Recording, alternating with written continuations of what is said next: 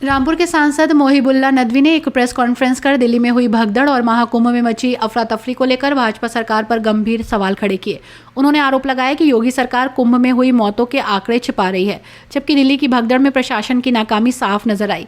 सांसद मोहिबुल्लाह नदवी ने कहा कि सरकार वक्फ बोर्ड को लेकर भी गलत नीतियां अपना रही है।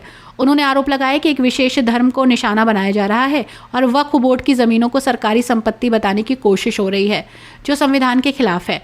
उन्होंने ये भी कहा कि इस मुद्दे को लोकसभा में उठाया जाएगा। उन्होंने कहा कि कुंभ में हजारों की संख्या में श्रद्धालु जुट रहे हैं, लेकिन सरकार वहां हुई मौतों के वास्तविक आंकड़े छिपाने में लगी है। इसके अलावा दिल्ली में हुई भगदड़ ने यह साबित कर दिया है कि प्रशासनिक लापरवाही के कारण लोगों की जान गई। उन्होंने मांग की कि सरकार को इन मामलों पर पारदर्शिता बरतनी चाहिए और जनता को सच्चाई बतानी चाहिए। सांसद के इस बयान के बाद सियासी हलकों में चर्चा तेज हो गई है। अब देखना होगा कि सरकार इस पर क्या प्रतिक्रिया करती है। क्या वक्फ बोर्ड और कुंभ से जुड़े सवालों का जवाब देती है या नहीं। ये डिसेंट नोट है कि हम जो वक्फ अमेंडमेंट बिल जो सरकार लाई है उससे हम डिसएग्री हैं, वो हमें मंजूर नहीं है और उसमें जो क्लॉज है क्लॉज बाई क्लॉज हमने उसको वो रिजेक्ट किया है। और हमारा जो रिजेक्शन था, जो हमने सवाल उठाए थे, कुछ चीज़ें उन्होंने हमारी निकाल दी थी, लेकिन हम लोगों ने फिर स्पीकर साहब से सारे अपोजिशन के मेंबरों ने वो इस पर आवाज़ उठाई, तो उसके बाद फिर उन्होंने उन चीज़ों को दोबारा शामिल करने का आश्वासन दिया और शामिल की गई हैं। और ये रामपुर के लिए, हम सब के लिए ये बहुत ही की बात है कि रामपुर की नुमाइंदगी हमने की और पूरी कमेटी में एक स्कॉलर, एक मजहबी स्कॉलर नाते और एक इमाम और रामपुर के प्रतिनिधि की हैसियत से मैं इसमें शामिल था।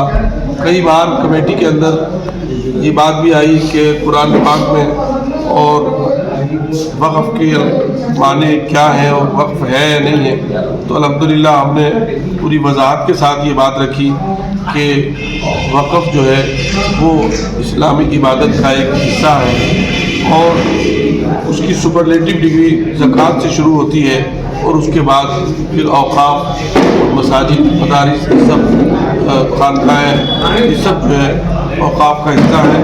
और इसमें वही जो वाक़िफ़ की मंशा है, जो रूल एंड रेगुलेशन है, जो इस्लामिक लॉ है वक़्फ़ के बारे में, वही अप्लाई हो सकता है।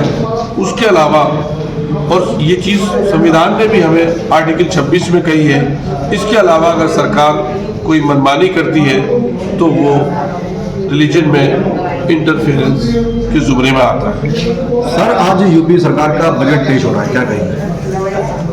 आज के 20 को आज देखिए, अभी बीजेपी सरकार ने सेंटर में बजट पेश किया है, उसमें सब कुछ है, लेकिन नौजवानों के लिए कोई रोजगार, किसानों के लिए कोई स्कीम, गरीबों के लिए कुछ नहीं है। बल्कि जितना कुछ दे रहे हैं वो 5% है और ले 22% रहे। टोटली जो इस फील्ड के स्पेशलिस्ट हैं उन्होंने दिखाया कि ले 22% रहे हैं और दे 5% रहे। तो इससे कैसे ग्रोथ होगी? जीडीपी जो घट रही है उसका बड़ा सबब ये है, जो मध्यम तबके के लोग हैं, जो मिडिल क्लास है, उसकी तो गर्दन पर इस सरकार ने पैर रख दिया है कि या तो 2.5-3 किलो राशन पे जिंदा रहो और हमें वोट देते रहो, और या तुम खत्म हो जाओ। मीडियम क्लास को इनके यहाँ कोई जगह नहीं है।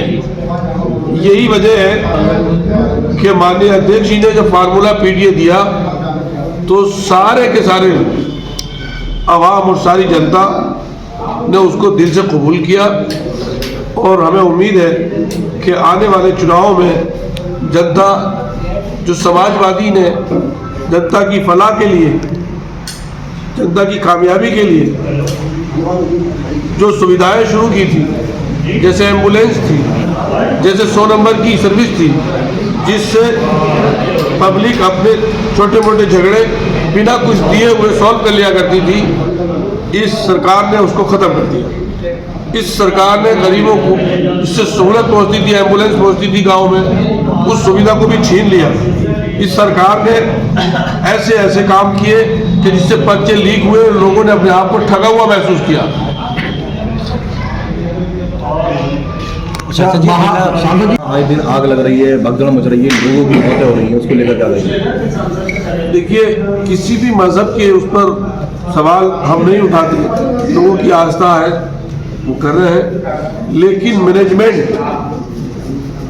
जो है वो उस मैनेजमेंट के फेलियर से जो इंसानी जाने, जो भारत के लोग जिस तरह से वहाँ भी अमीर और गरीब का जो सिलसिला शुरू किया है, जिसकी वजह से लोगों में मायूसी पैदा हुई है और जो वाक़यात पेश आए हैं वो बहुत शर्मनाक है। कोर्ट से राहत मिल चुकी है और अब सबकी निगाहें रामपुर कोर्ट पर है। अगर उन्हें रिलीफ मिल जाता है तो क्या आप लेने जाएंगे? अब्दुल्ला आजम को अगर आज रिलीफ मिल जाता है तो क्या आप लेने जाएंगे? कोई भी आदमी अगर बेगुनाह तो छूट रहा है तो आदमी को अच्छा ही लगेगा।